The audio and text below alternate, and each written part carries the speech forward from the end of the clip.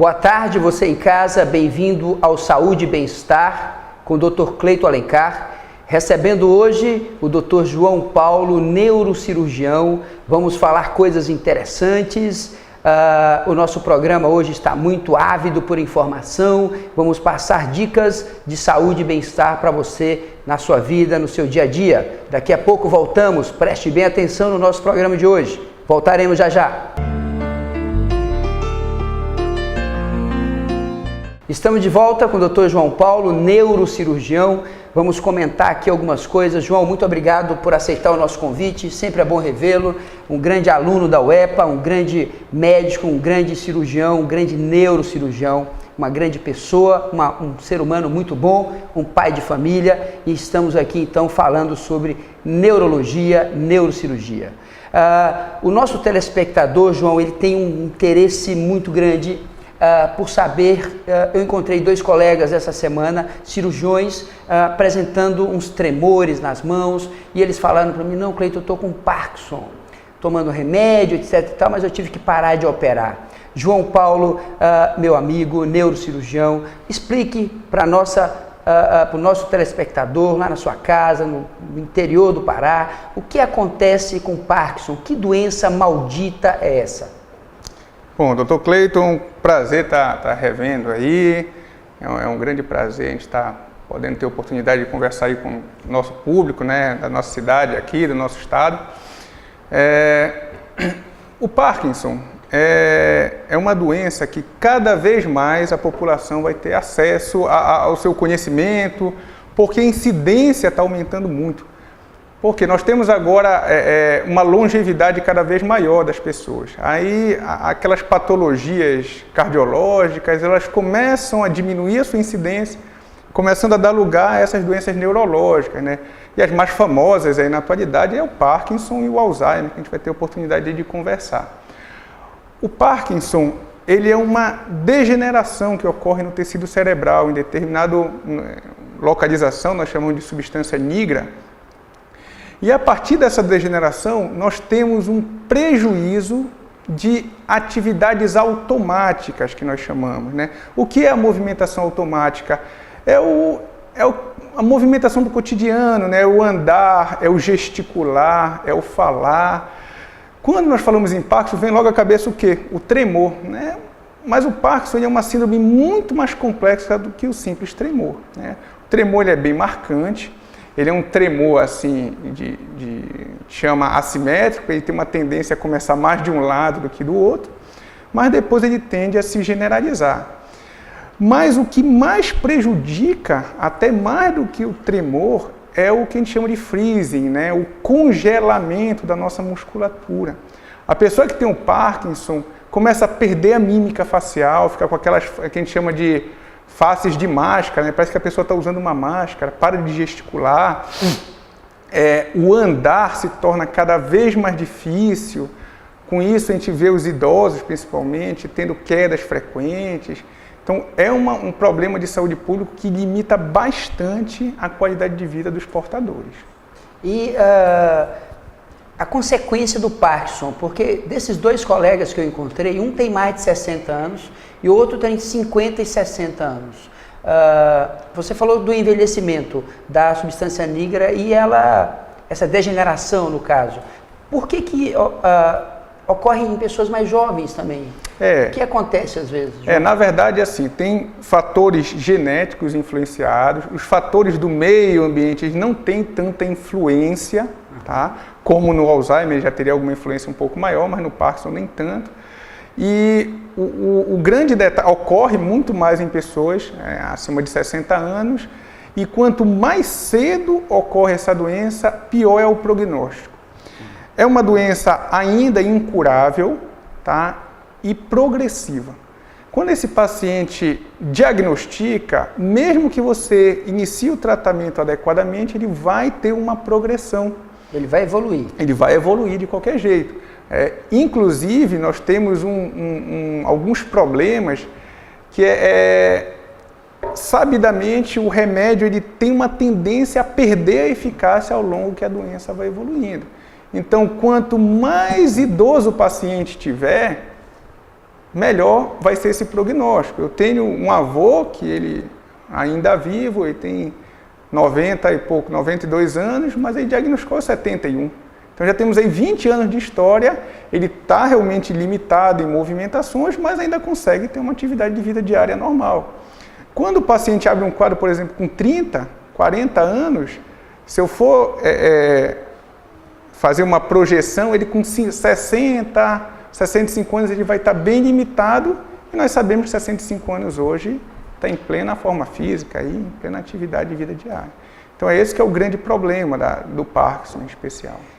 Doutor João Paulo, você poderia explicar para nosso telespectador lá na sua casa, o Parkinson é uma doença progressiva, vai evoluir. Essas drogas, essas medicações, elas mantêm o paciente ainda em atividade. Um cirurgião, os dois são cirurgiões que eu encontrei, e um deles parou de operar. Mas o outro não parou, o outro ainda está operando. O mais velho, para falar a verdade, continua operando. O mais jovem parou de operar, não consegue mais operar. Não sei da gravidade, não sei. Eu só estou perguntando porque você falou que é um problema de saúde pública. Tira a pessoa do trabalho, né? Coloca dentro da família, e essa pessoa vai precisar muitas vezes de um cuidador. Com o passar do tempo fica limitado, vai ficar acamado, que não vai andar mais direito com o passar dos anos. E depois que você falasse dessa progressão e do tratamento, existe cirurgia, você como neurocirurgião, pelo mundo, tem alguma pesquisa, uma cirurgia para poder melhorar essa limitação desses tremores? Existe alguma coisa, um marca-passo, alguma coisa assim? Existe. O tratamento, sempre a gente tende a escalonar, visando controlar os sintomas. Então a gente começa sempre com uma única medicação, com efeito simples, e ver se ela é suficiente para segurar os sintomas. Depois de um momento, a pessoa vai tendo o efeito wearing off, que nós chamamos, ele vai perdendo a eficácia dessa droga, medicação. Aí nós vamos fazendo aumentos de doses, depois associações de medicações, até que geralmente numa fase tardia da doença, nós vemos os pacientes plurimedicados, né? Pelo menos uns 3 medicamentos em doses altas. Quando dá falência desse tratamento, nós já dispomos de marca-passos, como tu mesmo falaste, né? Que justamente são eletrodos que nós colocamos em profundidade, tá? Baseado em estereotaxia, né? Estereotaxia, nós pegamos coordenadas e por punção nós colocamos o eletrodo, não precisa fazer uma cirurgia tão agressiva ao cérebro. Abre a calota craniana? Na verdade é assim, como a gente consegue guiar com auxílio de computadores e coordenadas estereotáxicas, a gente consegue com uma única punção, um único furinho de calota craniana, guiar esse eletrodo até a profundidade. Uma pequena agulha com o eletrodo na ponta. Exatamente. Vai entrando na... Isso. E ele é exteriorizado, aí tem alguns tipos, né? Geralmente te deixa um gerador em abdômen ou tórax. Embaixo da pele. Embaixo da pele, para a gente poder estar fazendo a checagem, eficácia, troca se for necessário. Tem uma eficácia muito boa. João, explica pra gente entender. Então, botou essa bateriazinha, ela vai dar pequenos choques no cérebro, é isso que acontece? Como é que é? Na verdade, o que acontece, tentando aí colocar de uma forma mais simples, nós temos um prejuízo de neurônios inibitórios. Tá? Eles é que estão degenerados. Então, tu começa a ter a automação do paciente. O paciente começa a ter os tremores, a rigidez. Então, eu estou fazendo com esse eletrodo, às vezes, desse circuito neuronal. Então, ele faz estímulos para aquela via, tá? Que é a nígrula estriatal, e dessa forma eu consigo controlar um pouco mais os sintomas. Entenda que também a cirurgia, ela não é uma cura, e ela também perde eficácia com o tempo. Mas é uma modalidade pouco agressiva. Você consegue adiar muita eficácia, com certeza. O grande problema atualmente é que esses dispositivos eles ainda são importados e têm um custo muito alto para operadoras de saúde, para o serviço público, ou até para o próprio paciente, se for. Mas é uma cirurgia muito eficaz. O detalhe também da cirurgia é que nós temos assim, nem todo Parkinson é igual. Sim, nós temos pacientes que têm o predomínio do tremor e pacientes que têm predomínio da rigidez. Então eu tenho que estudar bem esse meu paciente para entender aonde eu vou atuar. Eu não consigo atuar nos dois ao mesmo tempo, né? Entendi. Então, olha, o que está prejudicando mais? É a rigidez, o tremor nem é tão intenso, né? Aí vamos em determinado núcleo, né? Então, mas é mais ou menos por aí. Tá? Doutor João Paulo, essa cirurgia do Parkinson, né, guiada por estereotaxia, ela já é feita na nossa cidade, João? Já, nós já temos aí, nós temos um grupo de neurocirurgiões com subespecialidades e nós trabalhamos das mais diversas formas da neurocirurgia, inclusive a neurocirurgia funcional. Nós já dispomos aí de aparato tecnológico para poder dispor isso aqui em Belém. O plano de saúde, ele já está, vamos dizer assim, custeando essa cirurgia ou ela é feita ainda simplesmente no sistema público, doutor João Paulo? Na verdade, o sistema público, ele ainda não faz. Perfeito. Nós fazemos, na verdade, tem alguns hospitais escola, principalmente em São Paulo, que eles dispõem, mas é uma verba específica, porque tem alguma coisa para pesquisa. E os planos de saúde, sim, já dispõem aí, não com tanta facilidade, porque é um conceito novo e altos custos. Então tem que mostrar bem. É importante, inclusive, os planos de saúde, seus auditores, eles estarem entendendo a significância, as indicações para poder trabalhar junto com o médico e melhorar a vida aí do usuário, né? Mas já está no rol de cirurgias da Agência Nacional de Saúde, então a cirurgia do mal de Parkinson. Do Parkinson, exatamente. Com as suas indicações, protocolos, tudo direitinho. Com certeza. Então você em casa está vendo a nossa entrevista com o Dr. João Paulo, neurocirurgião. Estamos falando da doença de Parkinson, do mal de Parkinson, né, da síndrome de Parkinson, né, como ele mesmo falou, não é uma simples doença, ela atinge vários setores, né, atinge a família, atinge a sociedade, né, atinge o âmago do ser humano, ela tira a capacidade do ser humano de deambular, de atuar, de trabalhar. Né? E a gente fica muito feliz de saber que existem vários tratamentos escalonados, começam pequenininhos e vão crescendo para tentar adiar essa evolução, mas infelizmente é uma doença progressiva, evolutiva, ela não vai parar. O que pode se fazer é desacelerar, tentar adiar essa evolução, como a própria descrição do Dr. João Paulo, até chegando a uma cirurgia dentro das suas restritas e grandes indicações por um grupo de neurocirurgiões. Então veja que Belém está muito bem pautado, a nossa medicina está muito moderna, está muito bem. Nós voltaremos daqui a pouco para continuarmos a nossa entrevista com o neurocirurgião, o Dr. João Paulo. Aguarde, daqui a pouco voltamos com você em casa. Aí estamos de volta com você em casa, com Saúde e Bem-Estar, com o Dr. Cleiton Alencar, conversando hoje, neste domingo, ensolarado, com o Dr. João Paulo, neurocirurgião de renome internacional, é uma pessoa querida, né? Casado com uma geriatra que nós vamos trazer aqui para conversar com vocês também. E o nosso assunto foi, há pouco, a síndrome de Parkinson, mal de Parkinson, a doença de Parkinson. E agora nós vamos conversar com o Dr. João Paulo, esse grande neurocirurgião, sobre Alzheimer, essa doença de um nome esquisito, um nome difícil de falar, deve ser o nome do alemão, se eu não me engano. E o Dr. João Paulo, que doença é essa, João? O que você pode falar para o nosso telespectador? Bem, Cleiton, é o seguinte, o Alzheimer, ele foi descrito inicialmente por um médico alemão, ele dividia a doença, né? As pessoas que tinham acima de 60 anos chamavam de demência senil, que a gente vai explicar o que é, e quem tinha abaixo de 60, Alzheimer. Mas depois de um tempo eles viram que, na verdade, é a mesma doença, só em faixas etárias diferentes, acabou atualmente como demência de Alzheimer, o que antigamente falava a esclerose, fulano então está esclerosado, nada mais é do que o Alzheimer.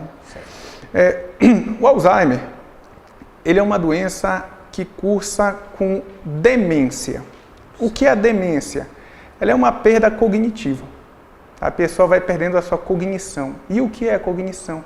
É a capacidade de estar se relacionando com o meio através das funções cerebrais que a gente chama de superiores, que é memória, calculia, abstração, linguagem, raciocínio lógico. Então, progressivamente a pessoa vai perdendo isso daí. É uma doença degenerativa, tá? Tem fatores genéticos, fatores ambientais, ela é progressiva, a sua progressão em relação ao Parkinson, que nós falamos no quadro anterior, ela é bem mais avançada, ela é bem mais rápida. Não temos também, como a outra como o Parkinson, uma cura. Nós temos aí principalmente medicações que controlam os sintomas, né? Alguns até com uma propaganda que retarda um pouco a evolução, mas vai depender muito de paciente para paciente. É muito limitante.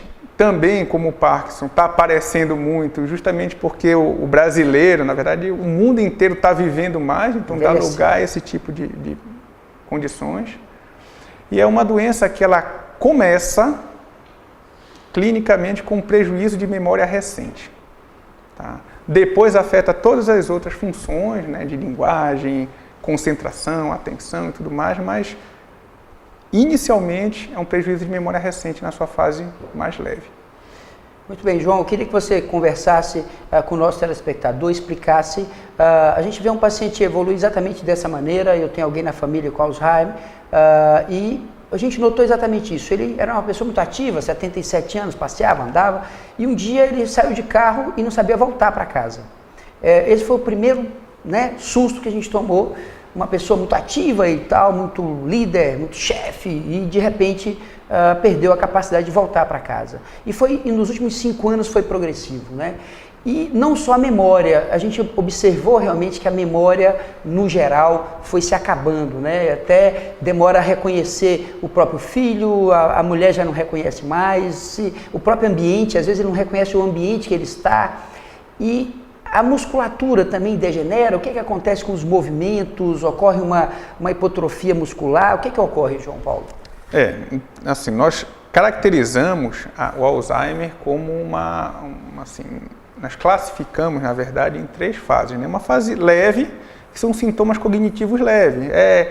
Esquecer de pagar uma conta, esquecer onde guardou um negócio. Todo mundo esquece. Conta isso, esquece de vez em quando. Inclusive é importante a gente conversar sobre memória daqui a pouquinho, uma memória não patológica, porque muitas pessoas nos procuram no consultório desesperadas. Eu estou esquecendo onde eu guardei tal coisa, um número de telefone, o nome de uma pessoa, e acha que está com Alzheimer, e não é bem assim. Então a gente vai ter oportunidade de conversar alguma coisa.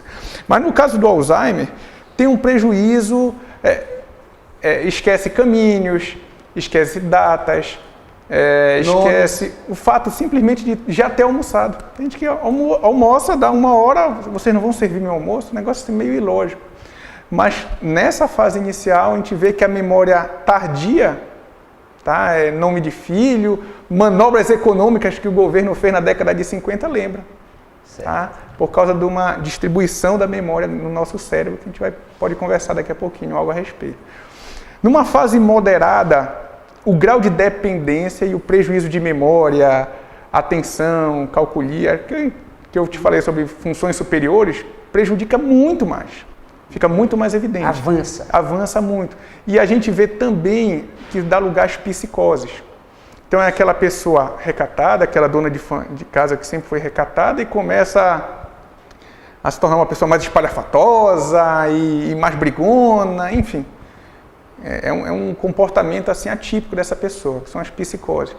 E numa fase mais avançada na grave, é aquela que nós temos o paciente já que não tem mais autonomia para cuidar da sua própria saúde. Por exemplo, não consegue mais tomar banho, vai perdendo massa muscular, vai gerando uma rigidez, uma atrofia. O prejuízo cognitivo é praticamente...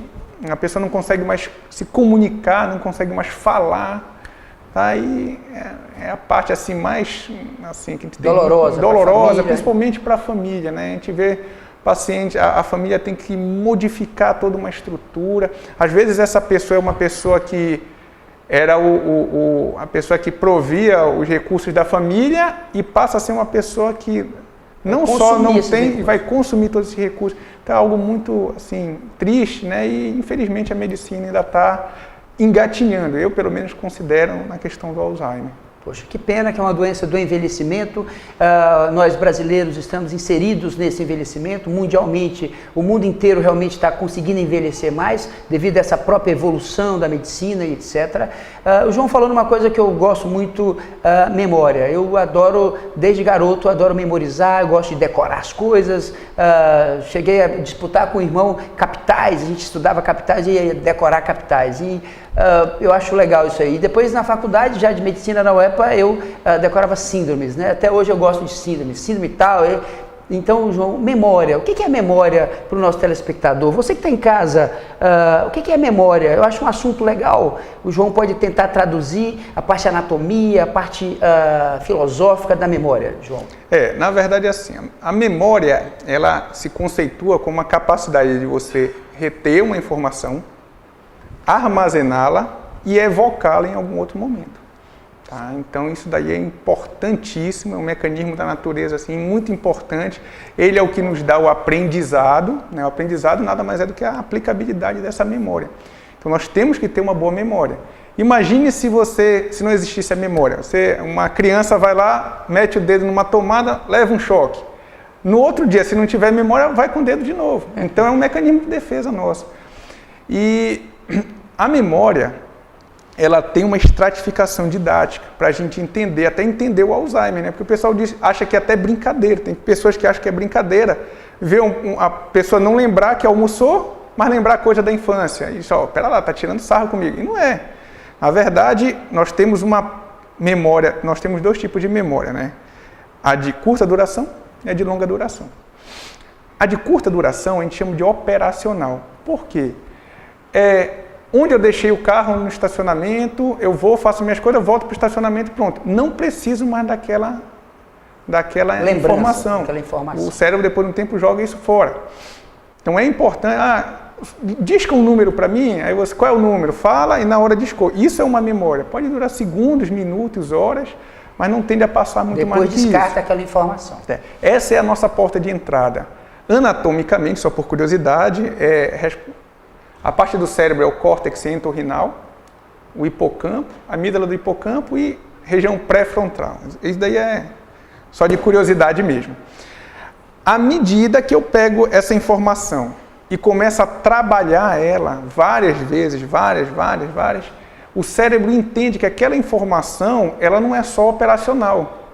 Tu vais passar a precisar dela futuramente. Ele armazena. Isso, aí ele pega essa informação e já joga para outras áreas do cérebro, aí são das mais diversas, dependendo da necessidade. Aí já pegamos uma memória de longa duração, que nós conseguimos aí, a de longa duração, também dividir em duas subtipos aí. Uma é aquela que você consegue declamar, por exemplo, qual a data do aniversário do seu filho? Qual é a capital? Me fale sobre a síndrome tal, como você gosta. Aí você vai poder falar. E outras, que elas não são declamáveis. Por exemplo, andar de bicicleta. Você não explica o andar de bicicleta, você anda. Tá? Andar de bicicleta, às vezes até uma técnica cirúrgica que já está automatizada, então você não precisa declamar isso daí. Mas é basicamente isso, e quanto mais você usa, até o andar é uma memória. Que ela vai, mas ela vai indo para as áreas mais primitivas do nosso cérebro para não se perder mais. João Paulo, Dr. João Paulo, neurocirurgião, muito bom falar com você. Podemos exercitar a memória? Podemos melhorar? Eu posso ser meio burrinho, o QI mais baixinho, com esforço, com determinação, pode-se melhorar essa memória, Dr. João Paulo? Pode. Muitas pessoas procuram uma melhoria da memória através de medicamentos. Na nossa medicina ainda não tem propagandas, né? Remédio tal melhora, não tem nenhum que tenha uma evidência científica e que realmente melhora. O que efetivamente melhora é usar o cérebro mesmo, é uma malhação do cérebro. Muitas pessoas tentam simplificar, mas eu leio todo dia, eu jogo xadrez, tudo bem, isso é excelente. Mas tente fazer algo um pouco mais além. Complexo. Eu uso como exemplo, se você trabalha no escritório, tente tocar um instrumento musical. Se toca um instrumento, tente pintar. Se é pintor, aprenda a programar computador. Se programa computador, uma nova língua, uma nova faculdade. Tem que ser desafios Assim, quanto maior o desafio, mais você vai exercitar sua memória e mais vai prevenir as doenças degenerativas como o Alzheimer. Então aí você em casa, estamos conversando com o Dr. João Paulo, veja que a importância do exercício da memória, falamos de Parkinson, de Alzheimer, de memória. Exercite a sua memória, ensine o seu filho a se exercitar, a ler bastante, porque lendo ele não só está exercitando a memória, como ele também está aprendendo a conhecer outros mundos, outras línguas, a escrever direito, uma memória automática de ler e guardar aquela palavra. É importante guardar aquela informação que fica lá guardada no HD, que de repente um dia ela pode aflorar como experiência própria. Isso é qualidade de vida, isso aí é bem-estar. Você então está aprendendo hoje com o Dr. João Paulo, neurocirurgião, sobre essas doenças que são estigmas da sociedade, são rótulos que a sociedade usa, e você está aprendendo aqui no Saúde e Bem-Estar. João, eu queria te agradecer, né, você ter vindo aqui bater esse papo informal, foi muito gostoso, muito obrigado. Tá? Eu espero trazer a tua esposa aqui para a gente falar de geriatria, falar de Alzheimer mais detalhadamente, etc e tal. Eu queria agradecer o João, se quiser falar, o despedir do nosso telespectador. Queria agradecer o convite também, é um prazer, eu quero estar várias vezes aqui, principalmente para esclarecer a nossa população. Às vezes a pessoa não tem acesso à saúde e fica naquele... O vizinho me falou isso, será que é isso? E se desespera, não é bem assim. Então aqui a gente está aqui para tentar esclarecer, eu acho... uma iniciativa muito boa. Poxa, obrigado. E você que está em casa, mande seu WhatsApp lá para o nosso número, sugestões sobre temas, sugestões de perguntas, de curiosidades. O nosso Saúde e Bem-Estar todos os domingos, 14h30, aqui no canal 14, digital. É um programa muito saudável, genuinamente paraense. Um beijo no coração de vocês, a minha oração. Fique bem com Deus. Até o próximo domingo, se Deus quiser.